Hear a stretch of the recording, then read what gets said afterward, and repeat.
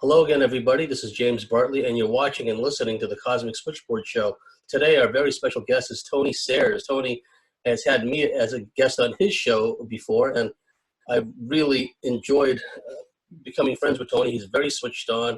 He has a wide understanding of a variety of issues, not just surface level issues either.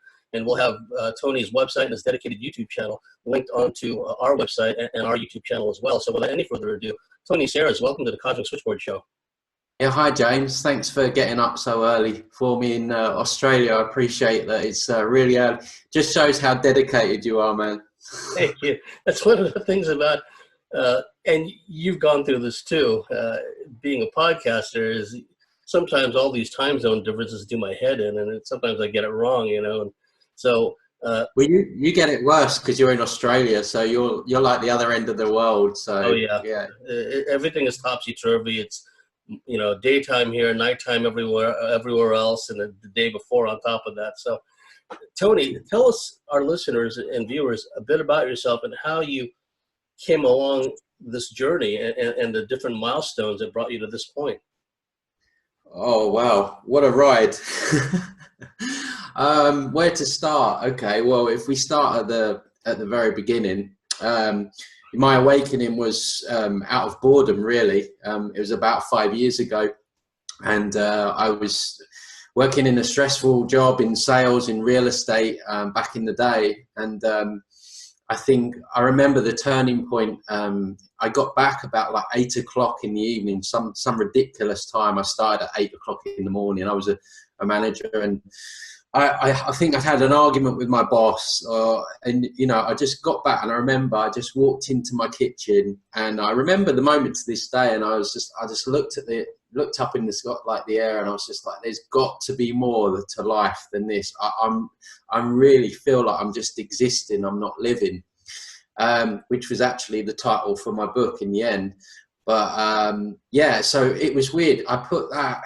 I guess that's a kind of intention, and then from there, like, I would stumble across David Icke videos, and it was just like the universe was answering me and saying, yeah, you're right, there is more to your life than just real estate, and the floodgates opened with all this information, and like everyone, you go on this journey. And then when I'd come to the conclusion that they're actually trying to poison us and all this stuff, then you make the decision. I think everyone has a decision to make at that point. Am I going to hold this knowledge to myself and keep it to myself, or am I going to warn others? And at the time I thought, well, all my friends and family are going to think I'm crazy, blah blah blah. But I decided to to go with it, and that's what I've been doing, like, since that day. I started Facebook groups, and I've organised March Against Monsanto's in London, and done radio shows, podcasts, written books, and it's turned into my passion, probably like yourself. It's a bit of a double-edged sword, because you see the horrors taking place, and whereas before perhaps war was just something that we always had, but now you really feel the people that are involved in it, and you see the deception behind it. So it is a double-edged sword waking up. But yeah, so I was quite vocal then. I'm still vocal now about 3D level stuff, but really my work turned metaphysical around 2015. I've explained this story before, but basically, long story short, I'd become quite outspoken about the military and things like that, and I put a video out, and it went viral, and I got a lot of psychic attacks from military, death threats, that kind of stuff, and yeah, I ended up felt like I was walking around a soup for months and months on end, and I was trying detoxes, and I knew it must have been linked to that somehow, but I didn't quite understand metaphysics like I understand them now. And anyway, it led on from there, and someone that I know suggested removing some overlays and implants, part of that being chakras. And partly out of desperation, and because I tried everything, I kind of went with it. And anyway, the next day this cloud had lifted, and so from there I was like, right, I need to learn how to do that. I need to talk about this stuff. I really need to like go deep with it, because this is where the issues really lie, in the metaphysical. And so yeah, I learned how to do that, and coming across overlays. And then I found that through clearing my own energy, my own kind of psychic abilities increased as you remove the interference and all of that stuff. So I started tuning into clairvisually implants on people, working with people, and then seeing kind of different layers and tech and algorithms and things like that. And then from there, it's kind of working out that essentially it's as above, so below. It's universal law of correspondence. What the tech that's coming out now with the chips, the brain implants, a lot of the algorithms and viruses that computers have, and that they're starting to hijack us with, are already there in the etheric. And so it's been a journey of, you know, really going into that, working with clients and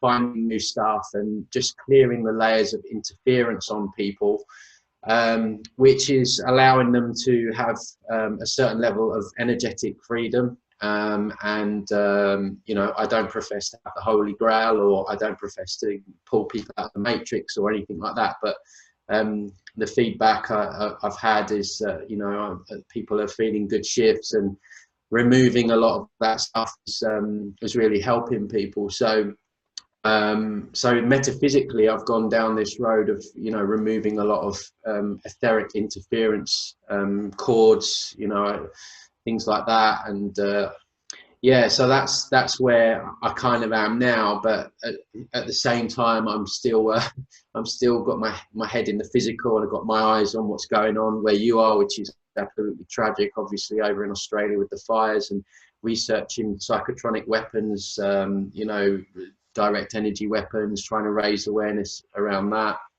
Also diet as well. I got tripped up with the vegan diet, and so I've been looking into that and talking about that a little bit. So yeah, I just, like, I'm sure it's exactly the same with you. You just consume yourself with just trying to help and open people's eyes to what's going on, and just help whatever way you can. And so that's the really short version of how I got to where I am today. Without going into too much detail, because you indicated that there had been like problems in the past around this subject, but what about your research and investigations into the military that you feel led to the interference?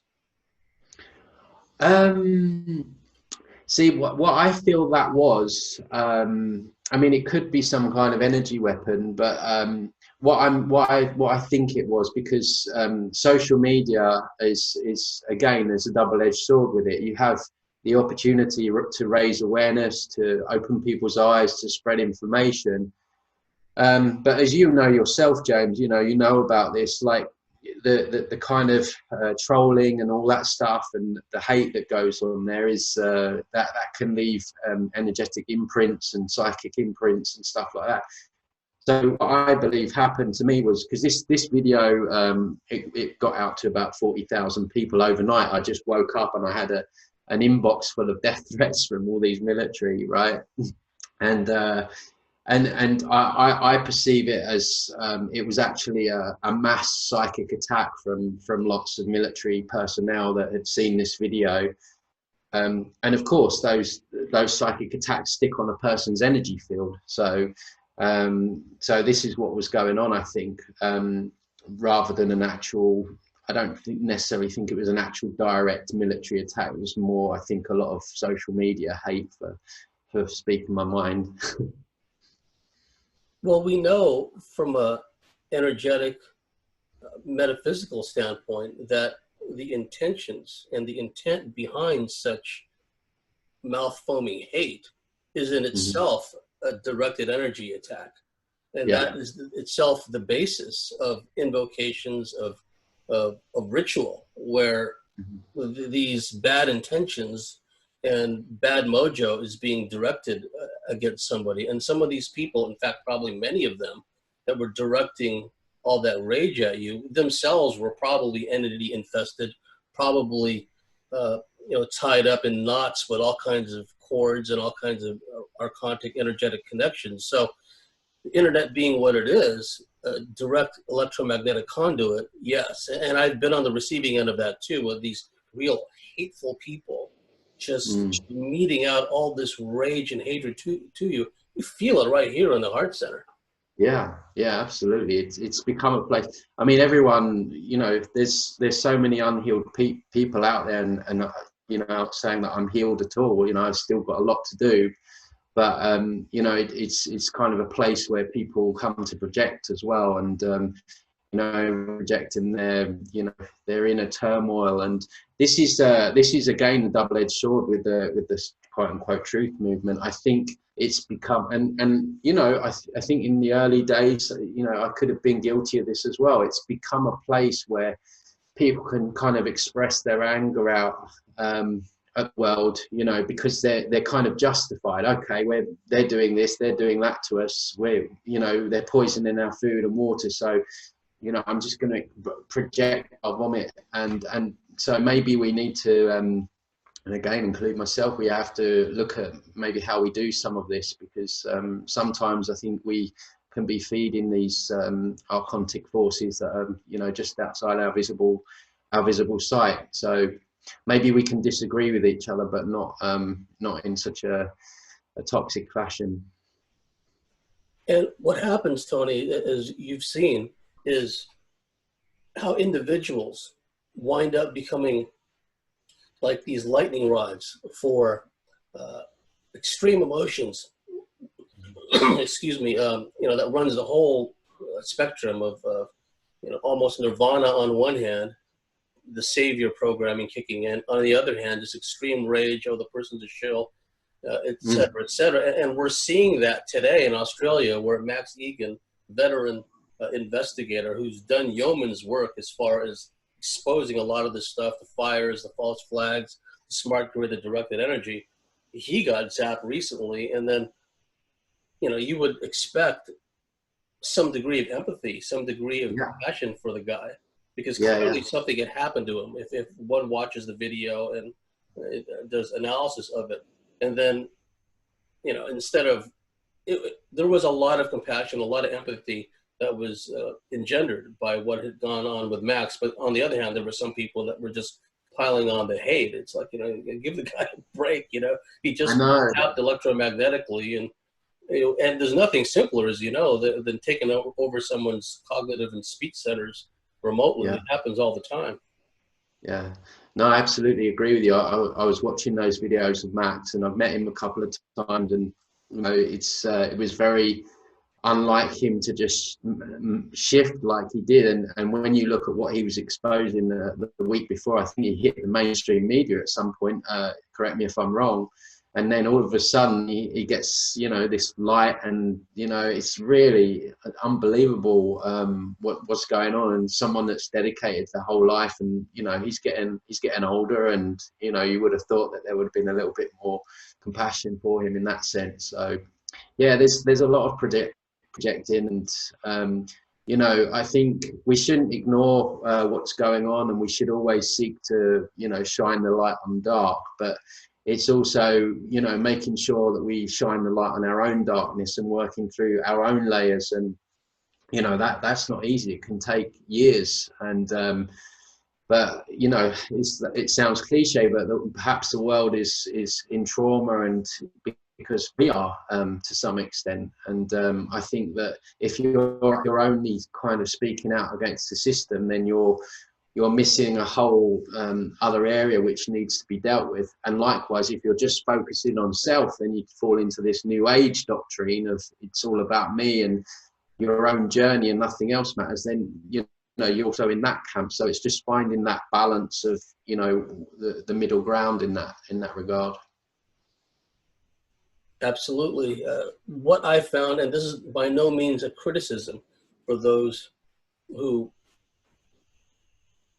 through good intentions, do their level best to expose what's going on in the surface world. But what happens sometimes is that when people get in that mode, they lower their head like a ram or like a bull, and they charge headlong at these immovable edifices of control. Mm. When I feel that the real struggle, which you're involved with, Tony, is what's going on in the inner planes, what's going on metaphysically, what's going on energetically. So there has to be an understanding that things manifest in the spiritual world, the spirit world, before they manifest in the physical world. And you made a brilliant point earlier about how a lot of these technologies that have been rolled out for some time now, part of the control apparatus, they first manifested as thoughts, as things in the spiritual world and literally in other dimensions. So when we look at it from that standpoint, bashing our head against this immovable object, whatever agency or whatever institution, seen or unseen on the surface, if some people want to do that, I'm not going to be critical of them.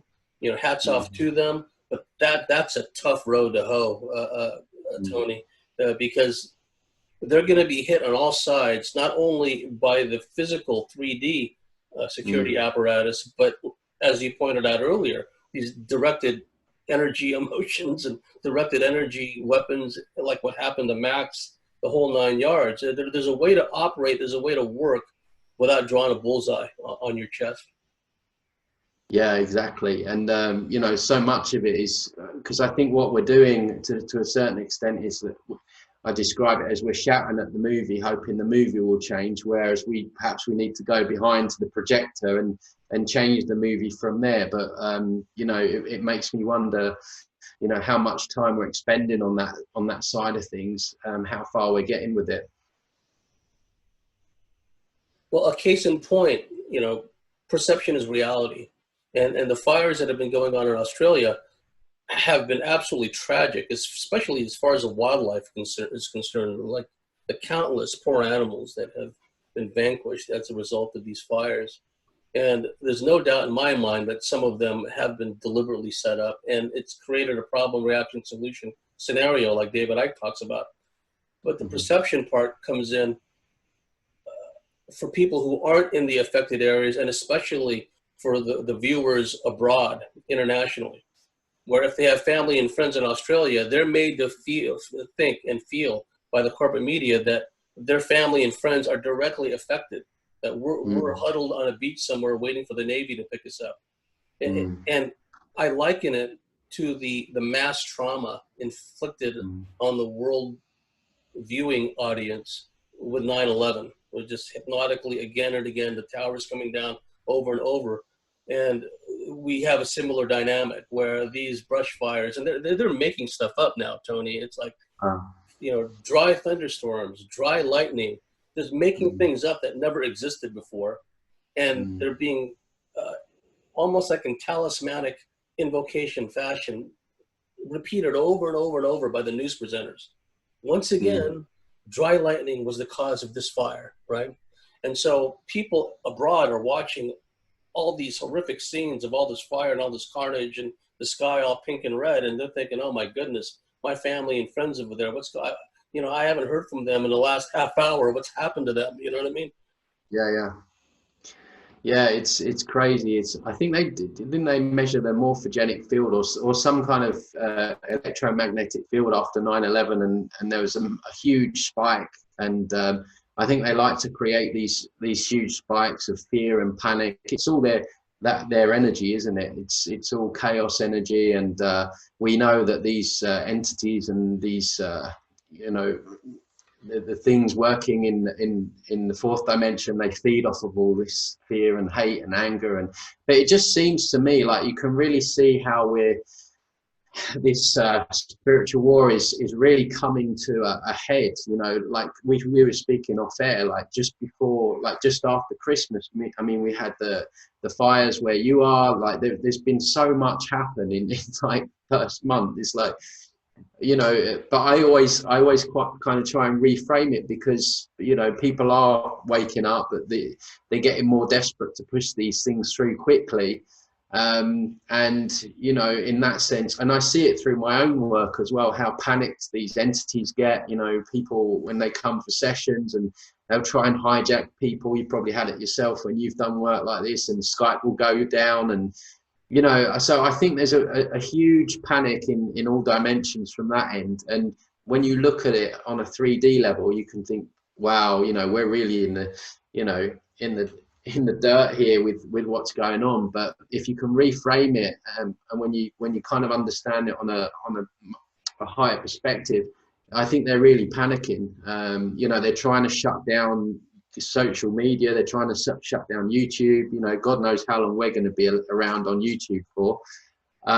So you do see an element of fear from their side. You know, they need to know the outcome of everything, and there's so many people now doing great work, and I always try and remind people of the victories that we've had along the way. I mean, people now I mean, in the UK alone, vaccinations are down. You know, cannabis oil is out there now as a cure. That was from years of people in the alternative. I remember years ago people banging on relentlessly about, you know, the cancer and how it's a scam, all this chemo. You know, they're having to start coming out with mainstream reports really confirming what a lot of alternative media are saying to gain credibility.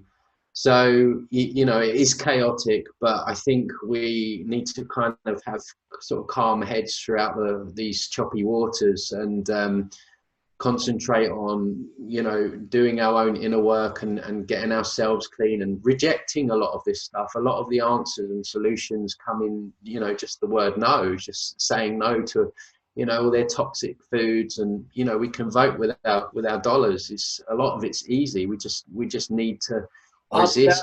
Opt out. Opt out. Yeah, exactly. You know, like, for example, it baffles me, and I come from a place of non-judgment, Tony, and there's a degree of sadness too when I see someone next to me munching out on, you know, certain fast foods of which were world famous, and everywhere you go you see these certain fast food restaurants, and it's like, man, it's like the poison you're putting into your body. Ants even reject this stuff because they don't recognize it as food, right? Yeah. So when you can recognize it and then still keep it at arm's length, not let it become, you know, taken on board your energy field, that's part of the work. And what I'd like to know also, Tony, is in your energetic work, what parts, you know, looking with the etheric third eye vision, what parts of the energetic body field and the anatomy seem to be impacted, where you see a lot of these connections and plugins and sometimes literal entities of one stripe or another? Yeah, I mean, how it affects people, just the interjectors that can emotionally, as far as their decision-making process, as far as amping up their fear, you know, because they seem to be placed in certain regions of our energy field in our bodies to engender certain effects, illness, and what have you. Yeah. I mean, from what I've discovered in my work, there's a huge amount of all kinds of different technology that is infused in our biological makeup. You're talking hybrid technology, bionic, mechatronic, robotic. Then you have all the psychotronic stuff, the mind control technology, mind reading, voice to skull, you know, God's voice technology, laser technology. And then you have, you know, the implants, which obviously target key areas of the body. There's a lot around the heart, the pineal gland, chips, and, you know, it sounds horrific, but again, reframing it. So you have all this AI tech, and then you have all these entities that are trying to hijack, and then you have other humans' energies, psychic attacks, and all that stuff going on. Then you got the 3D level where they're trying to poison us and all that stuff. But, you know, imagine all that and we're still functioning. Imagine how truly powerful we really are, you know. And I think, you know, when I talk about these things, I always try and remind people that we're targeted in such a way because we are absolutely hugely powerful batteries. And you know, as soon as we can realize that as well, and on a deep level, subconscious collective level, that we are powerful beings, you know, that's half the battle won, because there exists a collective consciousness of not feeling worthy, not feeling good enough, not thinking that we have any power to change, or things are just the way they are. I think a big step forward would be if people could just really wake up from that illusion, because through the work that I do, I can see how much they've messed with us, but at the same time, why they've messed with us. And when we're on this human race that we see at the moment is no way a representation of what we truly are, truly can be.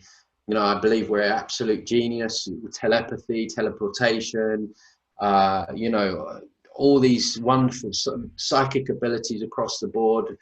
But of course, we're not taught about energy at all. We're put down from basically as soon as we're young to just accept authority and to appeal to authority, and so we have to really educate the next generation with what they truly are, and instill some kind of self-belief.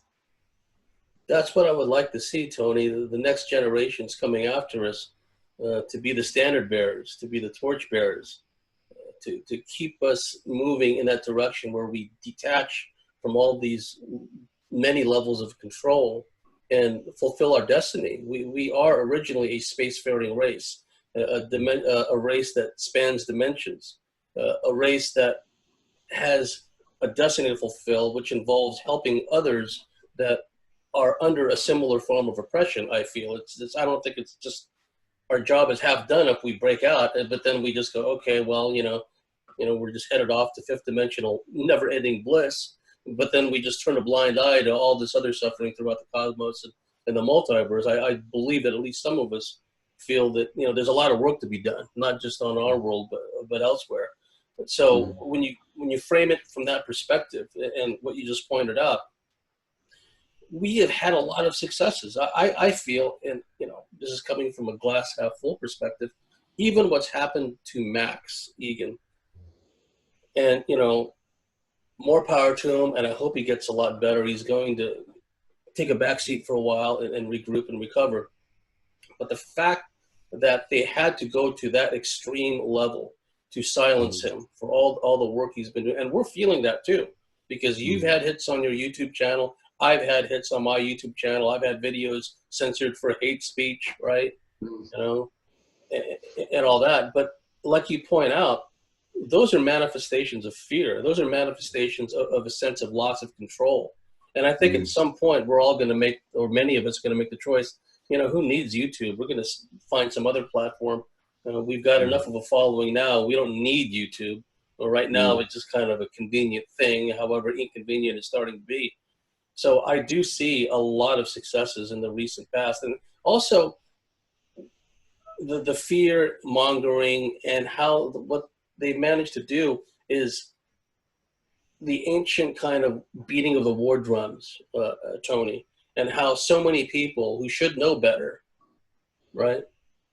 That programming is kicked in, and it's like, wave the red, white, and blue. Great on you, Trump, for killing this terrorist. And again, it's an inversion of reality, because this guy Soleimani was wiping out the CIA, Mossad, NATO-backed ISIS, al-Nusra, al-Qaeda, whatever you want to call them. All these whack job jihadists that have been sent out all over the place to destabilize all these secular and moderate Arab countries, right? So they wipe out the one guy who's doing the most to stop all that, and then they spin it all around. Oh, look, we've gotten, and they're even saying, Tony, that, oh, he was part of 9/11 too, right? Never mind the Iranian, Shia Persian dichotomy and difference between the Sunnis and the alleged Wahhabists the Wahhabists that were blamed for 9/11, because those distinctions are meaningless to most people. They're just a bunch of ragheads, a bunch of terrorists, because that's what we've been told for so long. So they're even saying the Soleimani guy was involved with 9/11. Right? And if that is not a red flag to say this whole narrative is nonsense, we're being dragged kicking and screaming into a bigger war. Now, the things you said somehow not surprisingly, pissed off a lot of these military types. You know, what can you tell them? Look, you guys are the ones that are going to be at the sharp end if you're dragged kicking and screaming off to another wider war. And it's like, what kind of message you want to tell these people? Because I don't think they have any idea. This is not some little country that the U.S. can just bitch slap into submission. The Iranians have smart minds. They have smart torpedoes. They have the money to buy any kind of technology they want from China and Russia. And it's not going to be a pretty sight of what goes on in the Persian Gulf and around the world too. Yeah, I think it's really important that we try and get into the minds of the military. I mean, the irony is, I mean, I hate to say it, but the abuse I got was really low, like, you know, low level intelligence, insulting my mom and things like that. And I'm there and I'm like, hang on, you supposedly fight for my freedom to express my opinion. So just because it's different to yours, that shouldn't mean that you bombard me with death threats. So they're a little bit of an oxymoron unto themselves, and obviously, as we know, heavily brainwashed. And the main thing with getting through to the military, and they hate to hear it like this, is that people still refer to them as heroes. The masses, you know, they're going to desert areas and bombing like goat farmers with high-tech weaponry, and then shooting off in their airplane, like, you know, knocking on someone's door, then running away. And you know, they come back home and the general public glorify and blow smoke up their backsides, and of course they revel in it. The ego likes it, and so trying to get them to the real solution with military, I think, is to the people have got to stop you know, glorifying what these people are doing, because essentially, as we know, it's an organized satanic ritual, which, you know, is causing chaos and a lot of energy to feed on from these entities behind the scenes. So you know, it really needs to stop the whole glorification, and only when we all say, look, do you know what, fighting in the military is not heroic, then maybe they'll stop and think about what they're actually doing. But from first-hand knowledge, we've got some work to do on that respect, because they're adamant that they're doing good, and they don't really care about who and why they're going to do this work for. They don't care about their agendas. Their whole idea is, well, it's just following orders. I don't get involved in that. That's what I heard a lot. And really, that's a childish mindset, considering that you're going to be going into a battlefield and potentially like killing someone. So, you know, there's a lot of work to be done on that. Yes, and if they would just stop and look at what's happened to veterans since all these ruinous 9/11 wars have started, so many of them wind up, because in the military, as you know, especially the combat units, they're basically ordered to take all these psychotropic drugs that make them even more aggressive, and then combine that, layer that on top of all the indoctrination and what even the SAS refer to as programming the lizard part of the brain, making them really aggressive, making them really angry, and to the point where they just dehumanize everyone that they're told to kill. And so many of these people in uniform today, it was a smooth transition, a seamless transition from playing violent shoot-'em-up video games. Now they're doing the real thing.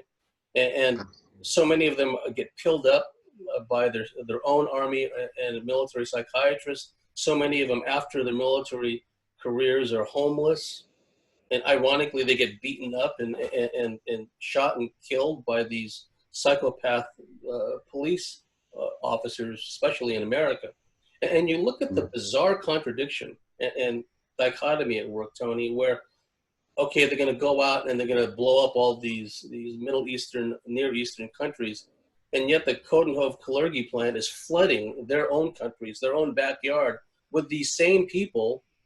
Well, not the same people, but actually more radicalized people, the ones that they're supposed to be going after. And they wake up one fine morning, and their local councils are Sharia councils, their mayors are Sharia councils. Everything is kind of topsy-turvy. And they don't see the contradiction that they're going to protect us and protect our freedoms in these other countries by blowing everything up and killing people. But here in their own backyard, everything is going to hell in a handbasket. Everything is Yeah. becoming Orwellian, and you know what? They're responsible for this. Yeah. And thankfully, there are enough military, ex-military, ex-intelligence people that are speaking out about this, and there's quite a lot of them. People like Wayne Yeah. Madsen and people like that. I mean, they do yeoman's work in that regard. Yeah, absolutely. I think uniforms in general have got a lot to answer for. I always say, you know, give someone a uniform and something goes to their head, right? It's unbelievable. This is funny. I went when I was living in London. I said earlier I organised this march against Monsanto. I don't know if you've been to London, but you obviously, you know, it's a busy city, lots of traffic, that kind of stuff. Anyway, the organisers, or one of the organisers, gave a couple of us this orange bib. It was just an orange bib, you know, one of those. Mate, I could go around all the streets, stopping all the traffic, every, you know, all the main roads. I was just, and they don't even. And I thought, my God, I've just got this bib on, and like automatically, people just, you know, completely bow. And I've never It's a worn clockwork orange, you know. They've been empowered to go around and just bully boy people, you know. Yeah, it's amazing how people will just, you know, give their power away like that. And I was like, God, I could cause chaos in this traffic today. And I was almost tempted to do it through curiosity and to document it. But, you know, and just people look at you with a completely different respect because I had this orange bib on. And yeah, so it's crazy, isn't it? And it's the same with the police, and you look at them and they it's almost like when they haven't got the uniform on, they're a completely normal person, and they put this like Superman outfit on, and they completely switch into a different character, and they lose all their humanness. They lose. It's really bizarre. I think they did an experiment about it. I forget what it was called, where you know, they put these people in with uniforms and with a crowd of people, and they measured which ones would just completely give their power away. And the results were pretty telling in that. I forget what it was called, but it's crazy, isn't it? Get dressed up in a fancy dress costume and think you're something special. Well, they had it's well known in the field. Excuse me. I think I can't remember where it was done at, Stanford or some other place, but they had two control groups. One was the warders, the prison guards, and this was all like play acting, right? And the other were the prisoners. And before too long, you probably know about this, Tony, before too long, the ones who played the role of the prison guards, the power just went to their heads. They became sadistic. They began meting out all these, you know, Guantanamo, you know, style punishments, these Abu Ghraib style punishments to the people who were playing the prisoners, and many of them meekly rolled over and said, okay, uncle, right, you're the boss. And so there's almost to do with the way that the numerology and the algorithms set up in this reality, Tony, where almost from like a talismanic perspective, a uniform imbues its wearer with some sort of power, some kind of authority. And then you look at the judges with their black Saturn cult robes, and you know, you see all the policemen and all the cars decked out in the Freemasonic garb and stuff. And to your average person, that doesn't mean anything. Like, for example, I lived in San Diego for a long time, and you walk down there by the courts, and you walk down there by the city hall and all those types of buildings and the federal buildings, and the numbers of the buildings, 9033, you know, when you look at them, and then you do the inversions of the numbers, and then you turn a 6 into a 9, a 9 into 6, and you add the 3s, and man, everywhere you look down there, there's 6s and 666s, right? It doesn't mean anything to your average passersby, but from an energetic standpoint and what has been put in energetically, ritually, and everything else behind it to create that edifice of control and power, yes, it means something. And when you walk into those buildings, you know, the whole vibe, everything changes. Yeah, absolutely. It's the human mind can be quite fragile if it's not used properly, and you know, this ties in with like, you know, keeping our own energy clean as well. I think at the moment it's really important. I go on about it in my channel a lot, you know, rejecting the poisons that we know, you know, are opening us up to certain, you know, entities and things like that. We make our job harder for ourselves sometimes. But yeah, I mean, talking of algorithms as well, one of the algorithms and actually Google it, actually exists. We have running through this divide and conquer algorithm, which is interesting when you consider that this whole reality is based around divide and conquer. You know, black versus white, rich versus poor, England versus France, and so on and so forth. It's interesting that actually runs through us. So yeah, there's so much going on. It's unbelievable, really. Now, you're an expat. There's many out there. What were the steps, you know, mentally, the thought processes that eventually, you know, compelled you to leave, you know, old Blighty and move to where you're at now? And tell us what it's like, the vibe. Where, you know, you don't have to be specific exactly where you're at, but in general, where you're at, you know, what seems to be the mood of the people and all that. Well, I left the UK because it was too bloody cold. No, there was more to it than that. I've always had a desire. I've always travelled all throughout my life. You know, when I left school, I was 21. I went around the world. I came to where you are, Australia, and did the whole East Coast thing, and you know, Asia, backpacking, and it's really enriched my life. You know, seeing how other cultures operate, and I've managed to, you know, throughout my travels, really get a handle on how people are mind controlled differently in certain areas. I mean, you look at places like Japan and Hong Kong, and how it's all about tradition, respecting elders, and you know, so the youngsters coming through, they can't do anything unless the teacher or the elder agrees with it. So they're very much indoctrinated with that, and then obviously you go to the West, and it's football and beer and sport and, you know, distractions, and then in other places you have religions, and so everywhere, every part of the world has their own kind of mind control, you know, primary mind control. And yeah, so yeah, I decided a long time ago that I wanted to live abroad, but because you know, I was caught up in the matrix, I didn't do it. I kept putting it off, and then eventually I think I hit 33 or something, 34, and I was just like, well, if I don't do it now, then I'll never do it. And so I ended up living in Southeast Asia for a while, as I say, and yeah, it's the weather really for me. And here is very interesting. Mexico is such an interesting place to be. I mean, you have, in terms of energy centers, you have all the pyramids, Chichen Itza, you know, a lot of stuff around that with the Mayan culture.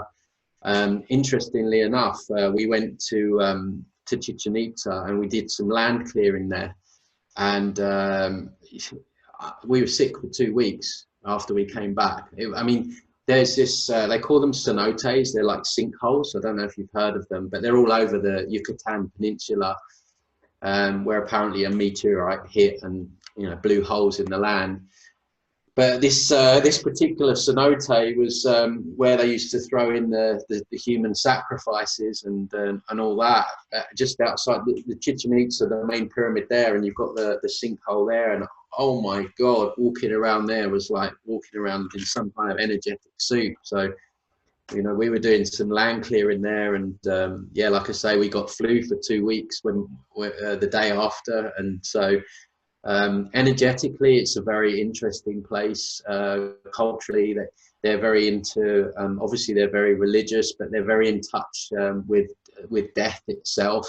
And there's a lot of them here that actually, you know, they worship the god of death, and a lot of black magic, weird stuff like that. And then, of course, you've got all the cartels, and you can tell how they've done a job, because it's a very special area in the world energetically, as I say. But you can tell how they've done something here with the frequencies to make, you know, the men are really like, you know, there's that macho culture, you know, with the cartels and things like that. and the drug wars and everything like that. And I find with all these points, these high energy points in the world, they've done some kind of distortion job on it. There's a couple of islands, Ibiza being one, Koh Phangan in Thailand being another, where they've turned these islands, when you go there, you can feel like a special frequency. They've turned them into like party islands, drugs and alcohol, and or they've inverted it with all the new age stuff, the tantric and the yoga centers where all these gurus are, abusing women and stuff like that. So they always, as we said earlier, they're always inverting these special areas of the world, and I think that's no different here. But as a place, it's extremely interesting and really beautiful. Yeah, like they've imbued this Bacchanalian, Dionysian kind of party till you drop kind of vibe, which definitely feeds certain entities in certain places. And then in other places, like you pointed out, they imbue other kinds of energies which invoke and bring in certain types of entities. Yeah. What I've also noticed too in the never-ending dismantling of Iraq, former Babylon, and all that, they made a point, excuse me, of targeting all these ziggurats in the statuary, and well, they've done this before with the Khmer Rouge and with the Taliban, and they just turn them loose to destroy any vestige of the past, any kind of history. They just eradicate it off the face of the earth and destroy everything. But the systematic targeting of ziggurats and pyramids in the Near East, I was thinking, that's some dark stuff there, because a lot of just the basic funerary stuff that goes on in those places, in times past, let alone whatever dark stuff has gone on there too. They're blowing these things apart. And to me, like energetically, metaphysically, that's like uncorking a volcano, right? Yeah. And so we already know that places like the Middle East are riven with these big portals and stargates naturally occurring even. I mean, they're even written about in a lot of these ancient texts. And now they're going around systematically blowing up all these ziggurats, and what the hell are they doing? So there's definitely this concept, Tony, of a burnt offering at work, where like Australia, they're just setting all these fires off, and then you're seeing in some of the pictures, this even made it in mainstream, where you see this big entity face in the smoke. That was real. Oh, I saw that. Yeah, that was real. They actually had the guy who took the picture on regular mainstream news talking about it, and they just wrote it off as some kind of weird fluke. But we've seen things like that before. So again, it's what we talked about before we started today, this race on the one hand of raising awareness, but also doing the inner work, which is always the most difficult, the inner shadow work. That's where the heavy lifting takes place. And also that on the one hand, and this race with the powers that be that want to install all of their instruments of control and oppression and manipulation. And so much of it, as you know, is psychotronic. And we touched on it briefly. I'd like your thoughts on it. What can we do to make the younger generations wake up to this without, being in their face and, going all Alex Jones on them? Because what I see is the indoctrination is happening from day dot. It just, they're being hammered with all this gender confusion and all this this Soviet style programming. So what can we do to rectify that? Yeah, and I've seen this with the millennials coming through with all the trans stuff. I mean, I've had my own battles with all of this stuff.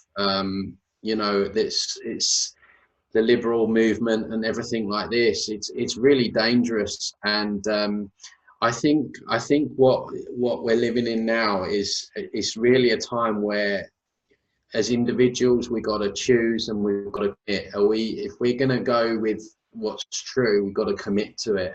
And by committing to truth, if you're a parent, I mean, it's extremely difficult. And, my heart really does go out to parents at the moment, especially where you are in Australia with the forced vaccinations and stuff. But you know, if we're serious, then I think we've got to start, you know, looking at rejecting mainstream education, you know, looking at trying to homeschool it where possible.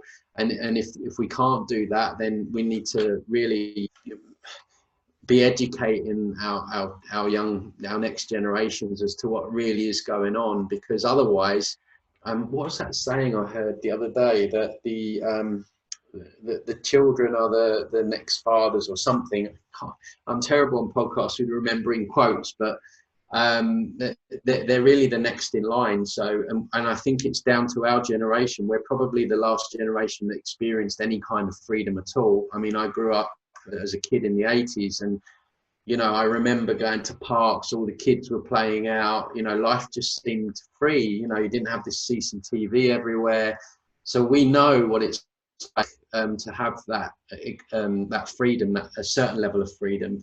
And, you know, we need to really commit to putting out the information that's going to help these kids, and educating them as best we can. And, you know, taking the time to, you know, pull them off the internet or their games they're playing, Fortnite or whatever games they're playing, and saying, look, you know all these games you're playing where you're shooting people, that's really not cool. And you know, and just, I think I'm not a parent, so I don't want to come across like I know how to parent, but I just see I try and do it with my niece and nephew. You know, when I see them, I try and give them like little seeds, nuggets, and trying to remind them of things that are really important, which is our world, you know, their children, and how important it is to just simply care about what's going on in the world, because all the stuff, the games that they're playing, you know, the food that they're eating, it desensitizes us, and it will desensitize them. So yeah, we've got to be like that last wave of truth that keeps it alive, that keeps the fire burning. Indeed, and find a way to detach the children from this. Yeah. And what they've done also is, especially with adults in the workforce, they've made it almost mandatory for people to have smartphones and Android phones, because so much of their work rosters, so much of their scheduling, so much of their payroll, et cetera, is now done through their phones, right? Mm. So for the adults, they've hooked them in even more, where like I would like to just go back to the old-fashioned Nokia, where you can drop it on the ground and hammer it with a sledgehammer and it still works, you know. But Yeah. it's what they've done is they've made it so that we're utterly reliant upon this thing in so many ways. And what I would like to see more of kids do, young adults, millenniums on up into the 40s and 50s and beyond, I'd like to see them read more. I'd like to look over on a train, on a packed train, and notice that I'm not the only one that's reading a book, that there are other people. Instead of, they're literally plugged in to the Borg collective energetically, and the harm that the emissions are doing too. It really is this weird, we talked about this before we started, like waking up in a weird science fiction B movie, right? But at the same time, it's very real. So what we do is we surround ourselves with a bubble of serenity and inner calm and awareness, but not to the point of paranoia, fear, and rage, because that just feeds all these archons that we talked about. And thank you for the outstanding work you've done in that regard, not only raising awareness of what's going on in the 3D, rapidly becoming 4D surface world, but also from energetic inner plane standpoint. We've reached the end of a fascinating first segment. Tony, could you give our listeners information about your website and how they can reach you and find you on YouTube as well? Yeah, sure. So yeah, it's just Tony Sayers on YouTube. Just search my name, and my website is transcendingtimes.org, and all my blogs and work and stuff that I do is all on there. So they're the best ways. Well, we'll reach the end of the first segment with our guest, Tony Sayers. If you like what we do, if you believe in what we do here at the Cosmic Switchboard Show, please go to our website, sign up and become a member, and we'll see you at the top of the next segment.